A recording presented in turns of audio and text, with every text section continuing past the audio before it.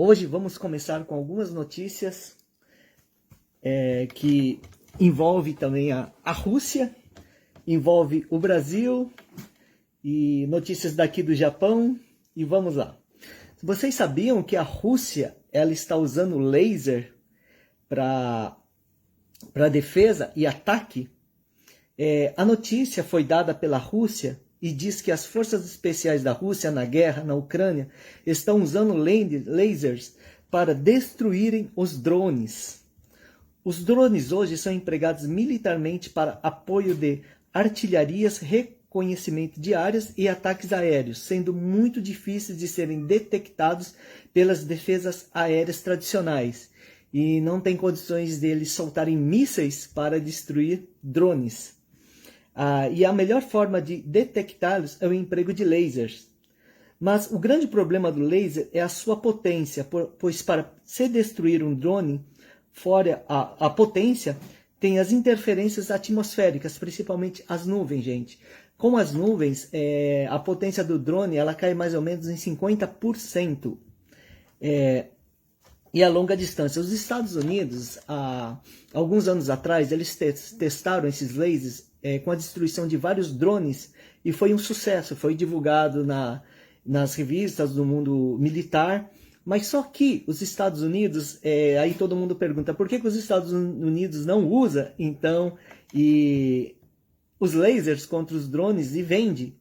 Porque os Estados Unidos testou sem interferência atmosférica em ambiente favorável. E hoje na Ucrânia, o ambiente atmosférico, como eu disse, as nuvens, elas interferem muito no laser e precisa ter uma potência gigantesca para poder destruir um drone. Então, por todos esses motivos, por causa da potência que precisa, o fator atmosférico não é usado. Mas a Rússia, ela anunciou na terça-feira, dia 17 de maio, que as forças especiais, eles estão usando um protótipo para conter os drones ucranianos. Eles não divulgaram muito dados técnicos, então o mundo não tem nenhum dado técnico. Se aparecer algum dado técnico dizendo que tem, é mentira, não tem. A Rússia não divulgou. A gente conseguiu ter algumas fotos de caminhões que estavam com esses drones e dá para ver que assim os caminhões eles estão equipados com, provavelmente são geradores dessa energia, dessa potência. Esse sistema, na verdade, ele foi revelado em 2018 e a Rússia, a única coisa que o Putin ele falou nessa época que o nome desse sistema para destruição de drone, de defesa e ataque, é o Poresvet, é o nome. E esse Poresvet, como foi anunciado, ele já está sendo operado em 5 divisões da sua força militar de ataque e defesa. Tem o vice-primeiro-ministro da Rússia, o Yuri Borisov,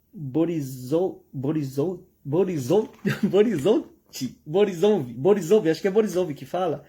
Ele é responsável pelo desenvolvimento militar.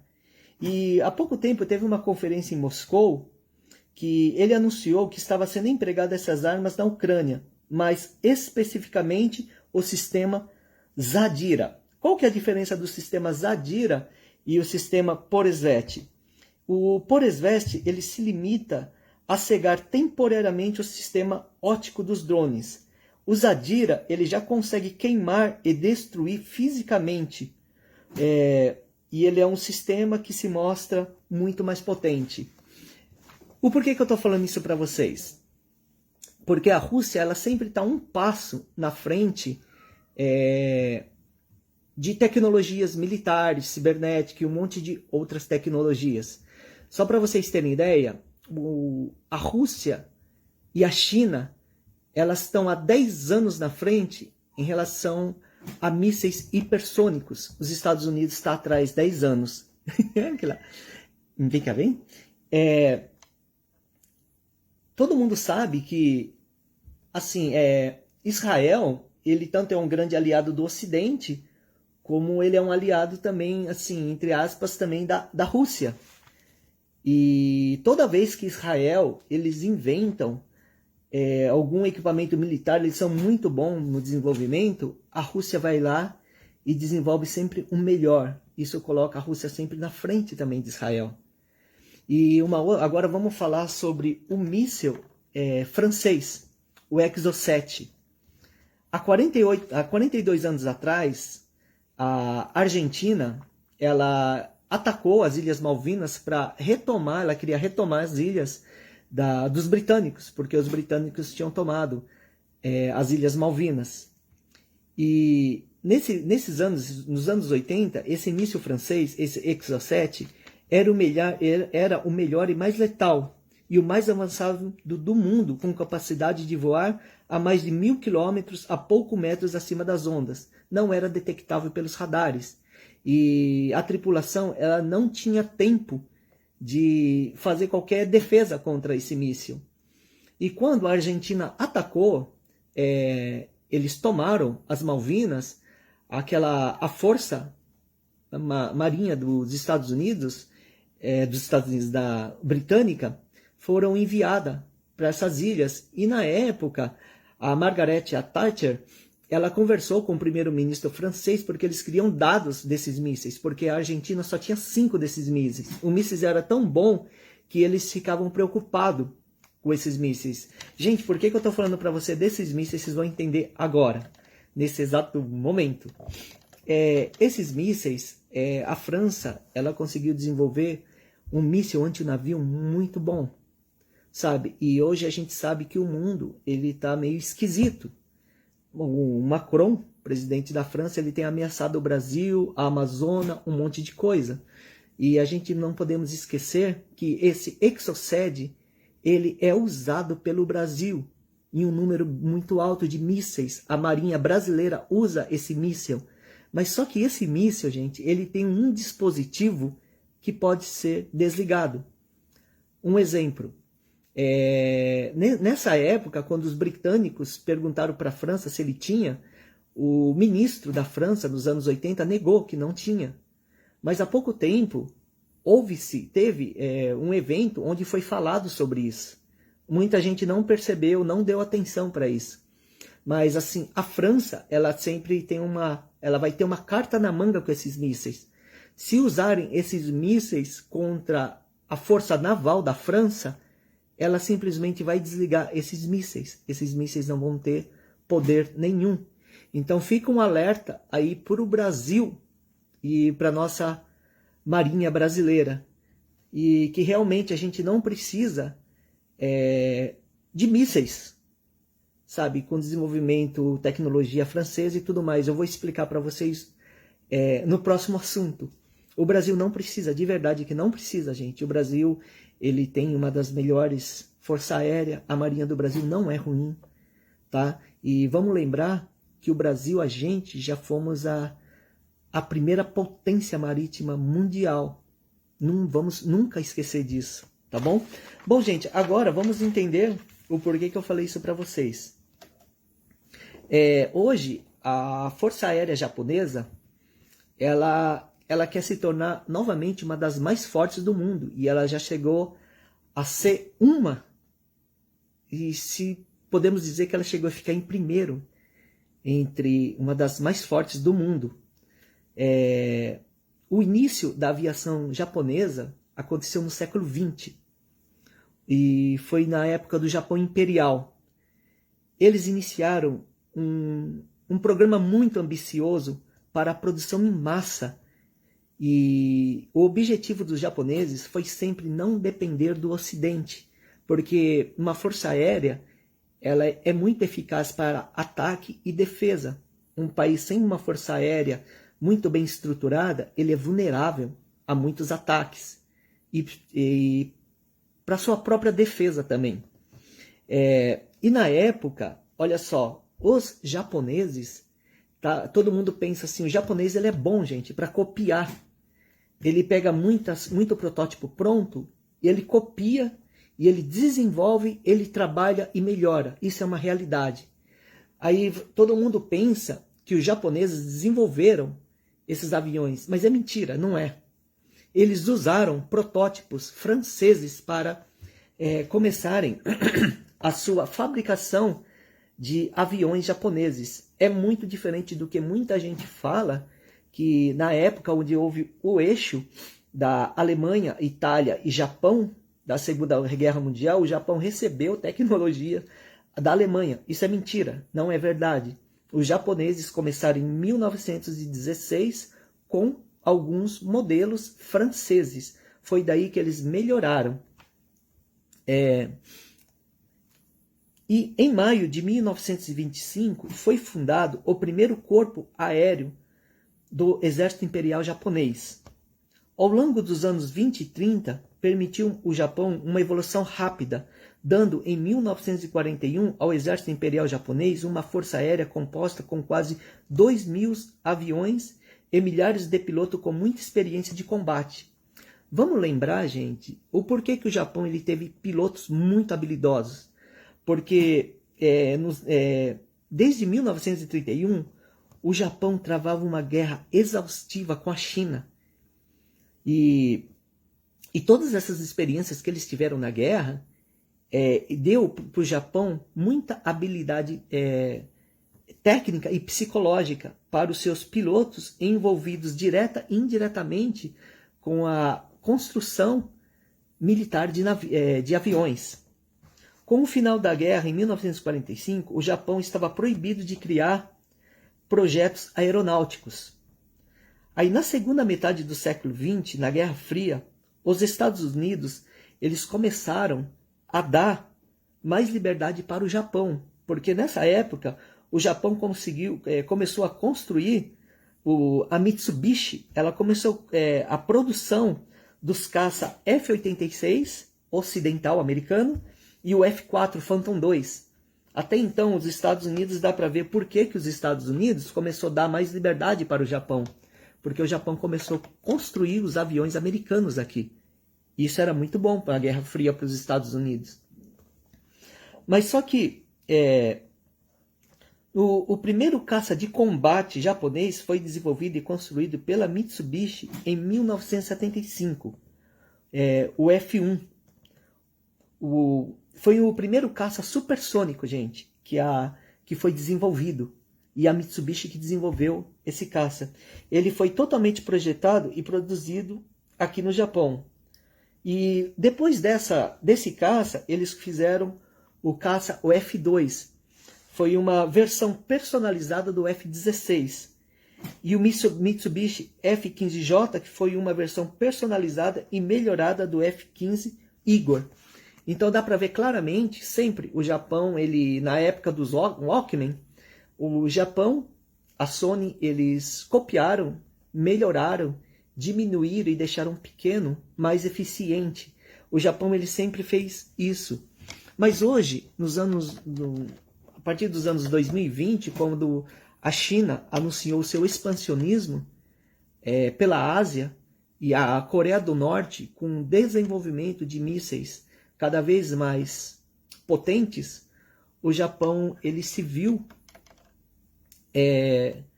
na necessidade de voltar à construção e ao desenvolvimento de aeronaves. Mas vamos lembrar, gente, eu queria lembrar uma coisa para você. O Japão, nessa época, 1930, 40, ele causou uma desgraça muito grande na Coreia e na China. Se eu falar para vocês o que o Japão fez nessa época na guerra, vocês vão ficar horrorizados. Então, assim, muitas vezes a gente vê todo mundo falando da guerra da Rússia com a Ucrânia, mas é o imundo falando do encardido. Tanto vale para os Estados Unidos. Estados Unidos, o que ele fez na Líbia, no Afeganistão? Ele invadiu um país e hoje ele fala que a Rússia, ela invadiu, ela pratica atos indecentes, mas os Estados Unidos foi o número 1 a praticar vários atos desse. O Japão, ele acabou quase com uma cultura inteira. Ele invadiu a Coreia, quando ela não era dividida, ele dominou, só para vocês terem ideia, as coreanas, elas eram escravas sexual para os soldados japoneses. E, inclusive, existe uma organização aqui dentro do Japão, das coreanas, que até hoje eles têm um ressentimento muito grande pelo Japão. O Japão, aqui na Ásia, nenhum país gosta do Japão, gente. Isso daí é fato, é real e o japonês sabe disso. Na época que o Japão invadiu a Manchúria, invadiu a China, quando ia armas, o Japão, sabe como ele testava armas? Ele falava para os chineses ficarem um atrás do outro, ele atirava para ver quantos chineses ele matava. Mulheres grávidas, lembra da época da baioneta? O japonês ele testava essas baionetas em mulheres, gente. Ele enfiava no órgão genital das mulheres e cortava ela de baixo para cima. E há 10 anos atrás, mais ou menos, a China, com história, ela colocou tudo isso nos livros de história da China. Isso foi muito ruim, por causa que a nova geração e essas gerações que iam odiar os japoneses pelo que eles fizeram. E o Japão, ele foi fortemente, sabe, contraditório e fortemente não querendo que a China fizesse isso. Porque o Japão, assim, ele tenta manter sempre um grau de amizade ainda com esses países por tudo que aconteceu. E outra, hoje a China também é uma potência muito grande. E com tudo isso que está acontecendo, o Japão, sabendo que ele não é muito bem visto por os países vizinhos, que a Coreia do Norte ela tem muito ódio do Japão, porque ela culpa o Japão por tudo que aconteceu com eles. E realmente o Japão ele invadiu, ele escravizou o país inteiro, gente. O Japão ele só parou com a expansão dele quando os Estados Unidos jogou as 2 bombas nucleares a de Hiroshima, né? Nagasaki e Hiroshima. Foi aí que parou o Japão. Mas ele já estava invadindo a parte da China, ele já tinha tomado as Filipinas, ele já estava entrando no Vietnã.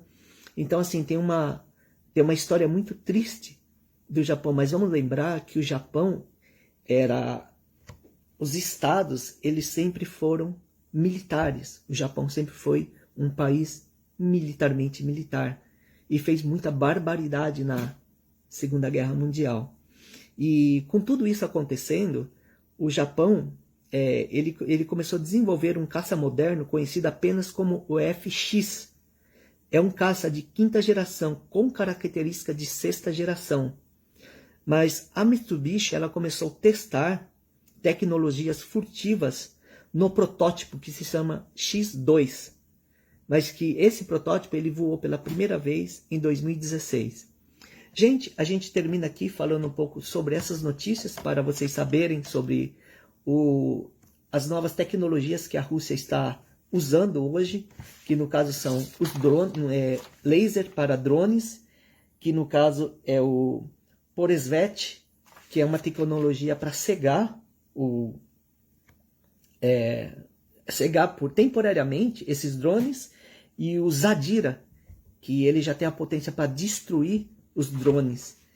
E falamos do Exocet, do míssil francês, que pode ser desligado em combate. Se a França ela pode desligar, ela tem os códigos para desligar. Então, assim, se um país soltar esses mísseis contra os navios da França, simplesmente não vai ter efeito nenhum, porque a França vai desligar esses mísseis.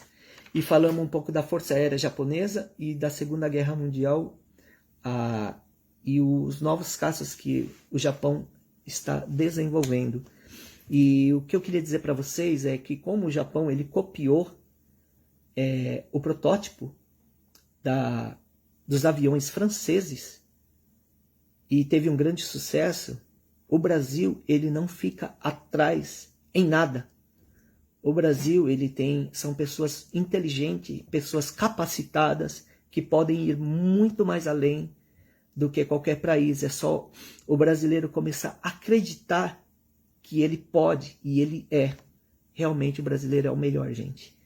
E eu tenho muito orgulho de ser brasileiro, de viver no Japão, trabalhar na área de tecnológica também, contribuir para o país aqui e saber que eu sou um brasileiro que tem muito orgulho do Brasil E sei que quanto mais o brasileiro tiver orgulho dele e perceber essa força que ele tem, ele vai ver que ele é capaz de fazer coisas maravilhosas.